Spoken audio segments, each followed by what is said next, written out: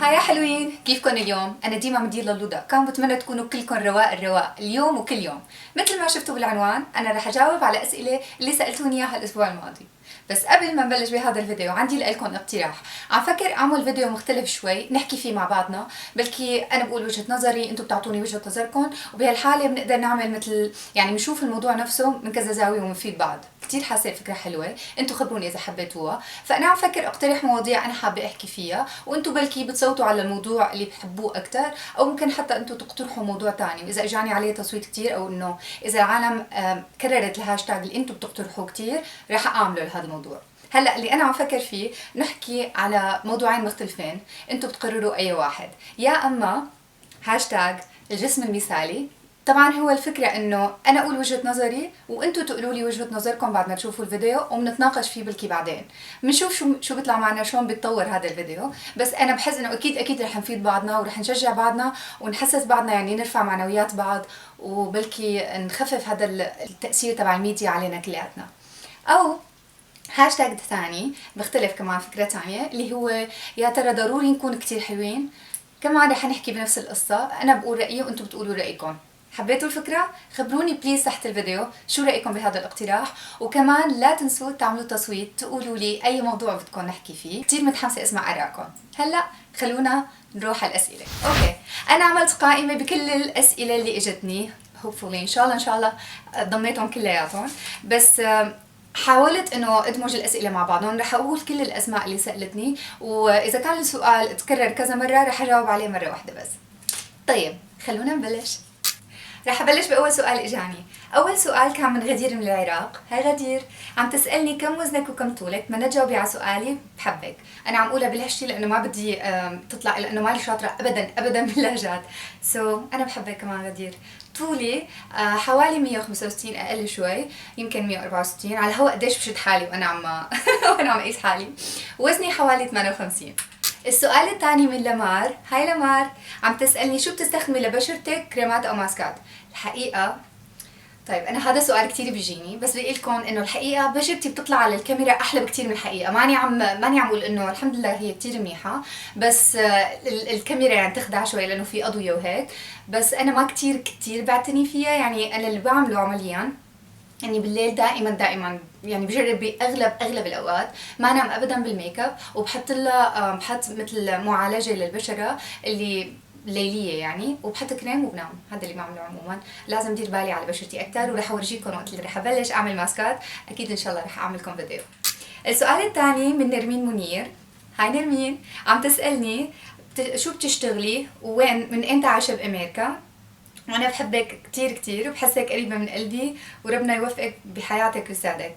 شكرا كتير نرمين، كلك ذوق، وانا بحبك كمان. صار لي عايشه بامريكا من 2012، وبشتغل بشركة مالية، شيء يعني ما له علاقة أبدا لا دراستي ولا بميولي. هلا حتعرفوا عن دراستي، وبس يعني هذا شغلي أنا بشتغله. ثالث سؤال من رسم وتسريحات. إن شاء الله المرة الجاية تحطي لي اسمك. هاي عم تسألني شو هو برجك؟ أنا برج الدلو.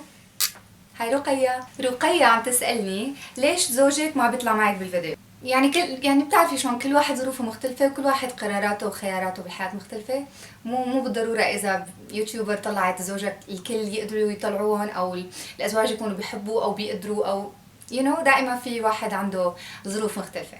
فاطمة الهاشمي عم تسألني. هاي فاطمة، شو أكثر شي بتحبيه بالحياة؟ هذا السؤال كتير سهل. وبنتي بنتي بنتي بنتي بنتي بنتي وبعدين اي شيء ثاني. مروه من العراق. هاي مروه، عم تسالني شو اصل زوجك، ومن سوريا او من غير دوله؟ زوجي سوري. رند احمد سالتني كمان نفس السؤال، بس لانه حبيت اقول اسمها. هاي رند، انه شو بتشتغلي؟ سؤال من هيلين الربيعي. هاي هيلين، يمكن هيلين تقولي ما هيك. عم تسالني كيف تبيضي اسنانك؟ انا اخي دكتور اسنان، وهو اللي بدير باله على اسناني لما بروح لعنده. انا كتير بقلل مروه روح على دكتور اسنان، مع انه يعني اخي. بتعرفوا شلون بيقولوا السكافي حافي والحايك عريان؟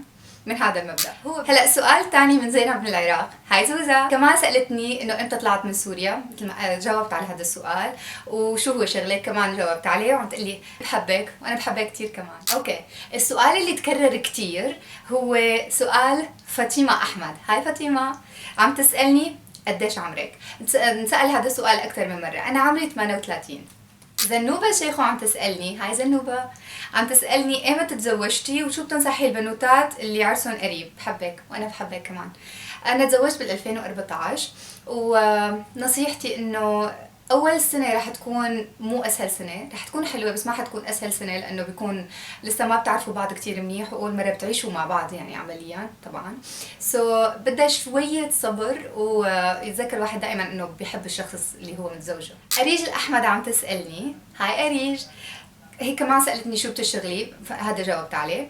شو كان هدفك من انك تفتحي قناة على اليوتيوب؟ انا كتير حبيت الفكرة انه انا كل عمري بحب انه اعمل الشغلات اللي فيها creativity، وكنت كتير حب اني اكون ممثلة أو مغنية لأنه أنا كنت بغني كمان، فبحب كل شيء له علاقة بالتواصل مع العالم عن طريق هاي الشاشة. وصار في عندي هذا السبيس لأنه أنا بقدر أعمل الفيديوز تبعوني وبقدر اكون كرييتيف فيهم، فكتير كتير حبيت الفكره. كنت كتير اجبن من اني بلشها بس هيك استجمعت شجاعتي وعملتها، لانه حسيت انه كمان فيني اتعرف على ناس كتير ظراف مثلكم، وفيني مع انه هي صعبه كمان لانه الواحد بحط حاله بموقف انه بابليك بصير فيعني ما بيعرف شو بتكون رده الفعل، وحسيت كمان انه فيني ممكن في الناس ولو بشغله بسيطه ورجيهم شلون بيعملوا شعر، اي شيء ممكن انا افيدكم فيه. هذا كان هدفي وهلا صرت عم بستمتع فيه اكثر لانه صرتوا انتم عم بتعلقوا لي وعم تعملوا الفيديو احلى بكثير بالنسبه لي. نبراس عم تسالني، هاي نبراس، عم تسالني عن مواليدي. قلتن عن دراستي، انا اجيت لهون، انا درست بسوريا انجلش ليترشر، ادب انجليزي، وجيت لهون عملت ماجستير سنتين بالماركتينج والكوميونيكيشن، يعني التواصل والتسويق. عم بتقلي وشغلك وكل شيء عنك، هلا عرفتي كل شيء عني، بحبك وانا بحبك كمان. هلا سؤال بتول من السعوديه، هاي بتول عم تسالني انه شو صار معك موقف محرج. كثير صار معي مواقف محرجه لانه انا مثلا بنسى الاسماء كثير، واحيانا بيقولوا لي ناس شغلات بكون عم فكر بشيء ثاني فبنسى تماما انه قالوا لي بس خليني افكر لك بواحد. تذكرت موقف محرج وما له علاقه بالاشخاص.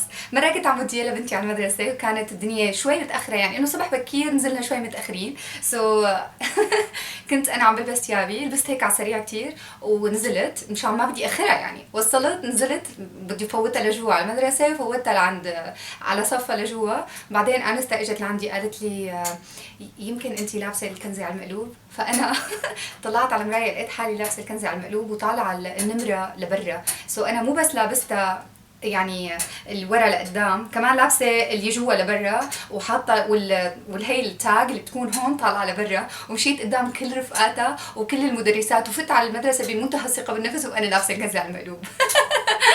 هاي اميره الثلج، بركي المره الجايه كمان بتحطي لي اسمك مشان اذكره. شو مواليدك؟ هلا صرتي بتعرفي شو مواليدي، عم تقلي ليش فيكي شيء حلو كانه بنعرفك من زمان. هذا الشيء كثير بيسعدني، كثير انا مبسوطه انك تحسي بهي الطريقه.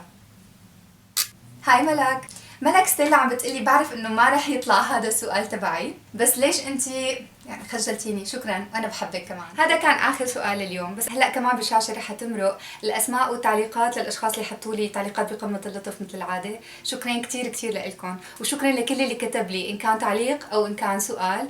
بحبكم كثير وانا كثير مقدره هذا الدعم تبعكم، وكثير متحمسه اني اقرا تعليقاتكم واسمع رايكم بالاقتراح اللي اقترحته عليكم بهاشتاج تعالوا نحكي. ولا تنسوا انكم رح تصوتوا على الهاشتاج اللي انتم بتحبوه، واذا عندكم اي هاشتاج مختلف او موضوع مختلف حابين نحكي فيه بليز خبروني، اتركوا لي اياه بتعليق تحت، وباقي كمان اللي بصير عليه تصويت اكثر هو اللي رح نلاقيه. كمان مره شكرا كثير وبشوفكم الاسبوع الجاي. لا تنسوا الموعد. باي.